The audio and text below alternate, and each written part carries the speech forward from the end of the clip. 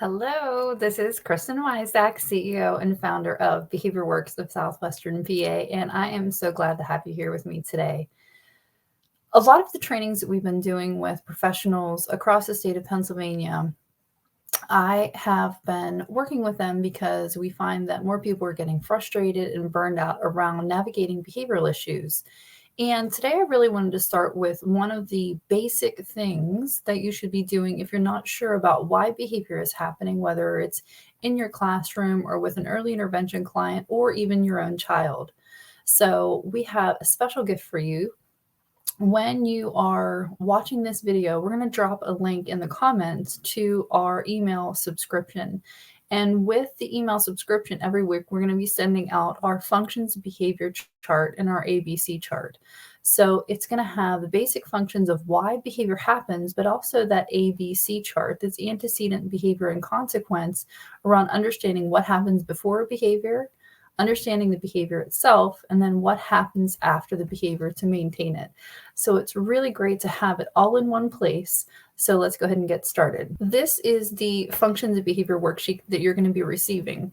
And then we have the 4 functions of behavior. They are attention, escape avoidance, gain tangible, and self-stimulatory. And then at the bottom of that first page, we have too much or too little. And then there's food, water, sleep, activity, oxygen, pain, and temperature. And as we work through these things through the week, we'll go into details about how those predict behavior into the future. And then the second page, we have really this ABC chart. So we look at what's happening now. The antecedent is just what happened before the behavior, understanding what the behavior itself is, and then understanding the consequence. So I'm going to go ahead and stop sharing that, because what we're going to do really is help you understand how to fill this chart in if you're working with a client in your classroom. So I'm going to take my sheet, and we're just going to start with, when you look at the front of your sheet and you have those 4 quadrants, under attention, you're going to write a little arrow that says no attention was given. Okay. And then under escape avoidance, you're going to write a demand was presented. And then gain tangible, the toy or the food, that's pretty self-explanatory. And then self-stimulatory, you're going to write too much or too little energy.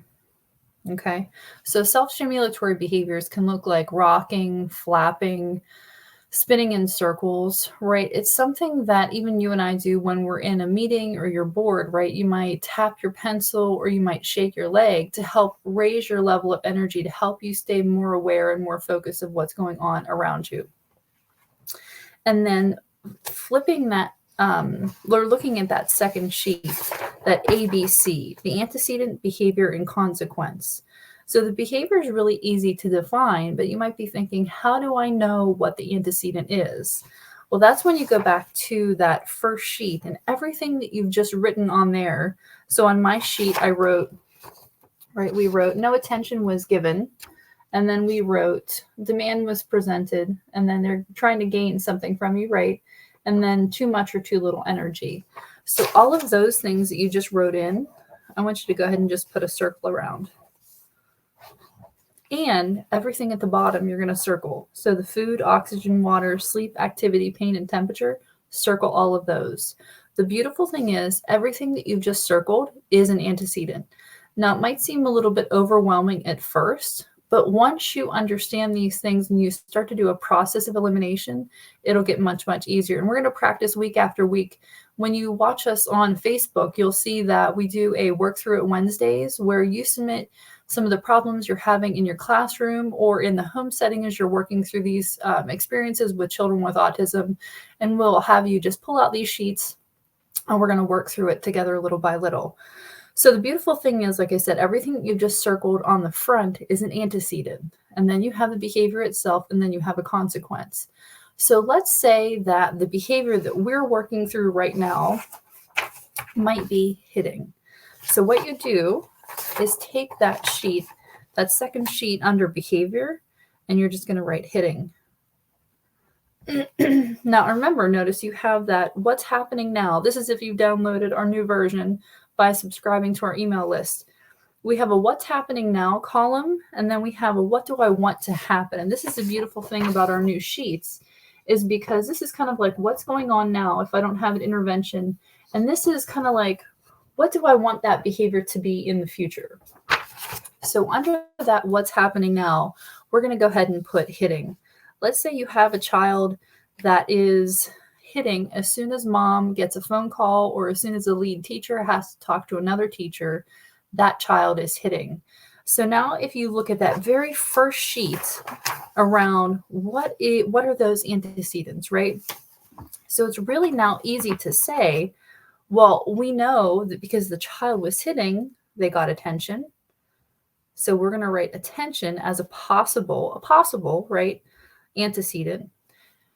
Now it's important to understand that behavior can happen for more than one reason, which they call in behaviorism multiply controlled. So not only did they get attention, right? Maybe there was some other reason it might have happened. But let's for now just say that it happened for attention. Because again, with that process of elimination, they weren't escape or avoiding a demand because nobody was telling them to sit and do an activity. Gain tangible, well, they weren't getting anything from the teacher, a physical object, right? And self-stimulatory, it's not likely that hitting in that moment was because they had too much or too little energy. It could have been, and that requires a more detailed assessment. But generally, let's say that this happened for attention. So when you're filling out that what's happening now, right? The hitting happened, but right before that, no attention was being given because that mom got the phone call or the other teacher had to talk to another teacher. So it was for attention, the hit happened, and now the consequence is really important because that's what is maintaining the behavior. Usually there is a partial or a full match between the consequence and the antecedent. And here's what I mean. So the child wasn't being given attention. They hit, and then they got attention. So in the consequence column, you're going to write attention. And now the beautiful thing is everything that you've circled, now usually in that what's happening now is your antecedent and your consequence. It's a self-maintaining cycle of behavior. Okay. The next thing we're going to focus on is coming down to what do I want to happen, right? So instead of looking at the antecedent behavior consequence as they are now, what do I want to have happen? And the beautiful thing is you can modify antecedent behavior and consequence. So what you can do is if you know that you're going to have to divert your attention from that child, you can set them up for success ahead of time. So this can be done by when the phone starts ringing or the teacher has to talk to another lead teacher, you can give that child an activity and make sure that they're given attention for that behavior after you get back, which is a consequence too, to make sure that they're getting attention for that replacement behavior. So under what I want to happen is that we can, as the antecedent, we're going to modify, we're going to give specific attention to discuss expectations, right?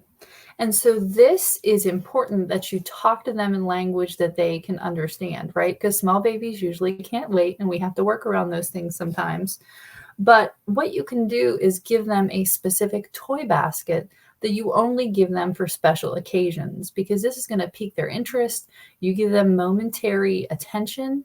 And now that doesn't always work, right? I know some of you watching this are skeptical. So there's other interventions that you may have to do sometimes. But the beautiful thing is using that toy basket that they don't get a lot, right? They're deprived of some of those toys. And you know yourself, if you find a shirt that you forgot you had in your closet, you like get really excited about it. The same thing happens with those kids. When you present toys that they haven't seen or played with in a long time, it's going to pique their attention and hold it for a little while. The next column that we're going to come to is still under that what do I want to happen, but under that behavior column. So we don't want the hitting to occur, but maybe we want them to be able to sign for attention, or use their assistive communication, or you want us to tap or pull at us. Pulling at us isn't desirable, right? But it's better than hit. So what do I want to happen that's better than the hitting? And that requires addressing a skill deficit depending on the age appropriateness, right? It's not a skill deficit if you are expecting an 8-month-old to talk, right? That's not really appropriate. But maybe there are different things you can put in place depending on the development of that child, whether it's delayed development or some other skill that you can teach them as a replacement to that hitting behavior. Now, let's go on to that consequence. Like we said earlier, if you are following up and giving them very specific attention for being good, right? Catch them being good, whether they did sit down and play with those toys or they chose to do something else. Good job sitting and playing, right? Make sure it's always developmentally appropriate, that conversation. And then so the consequence could be we're going to ignore the hitting and then give attention to the replacement behavior. So there's lots of different things that you can do, but you want to make sure that maladaptive behavior, that hitting behavior, no longer receives attention because you want that cycle to stop. Now, this may be difficult if this behavior got attention for a long, long time, and really working with your team of behaviorists, whether that's your BHT or your BT on your team, your behavior technician, a BCBA that you're working with, to really extinguish that behavior if it's received attention for a long, long time. So make sure you calling in and you're working with the proper professionals. But this is just a great summary of how to use a process of elimination when you're not sure why behavior is happening, because we realize some of those supports are not in the daycare system right now, are not in the educational system. So it's up to you as the teachers and other professionals that might not have a background in behaviorism to kind of figure out why behaviors are happening and just do your best, right? We want to be able to equip you with tools that help you do that even better. And so what we want you to do is tune in every week. We're going to have our Facebook Live on Work Through It Wednesdays. Subscribe to our email list. You're going to get both this ABC chart and the functions of behavior chart. Pull those out each week, and we're going to help you work through these scenarios little by little. If you need any support, we are here for you. Send us an email at thebehaviorworxpa@gmail.com, BEHAVIORWORXPA@gmail.com, and we look forward to hearing from you. Thanks so much.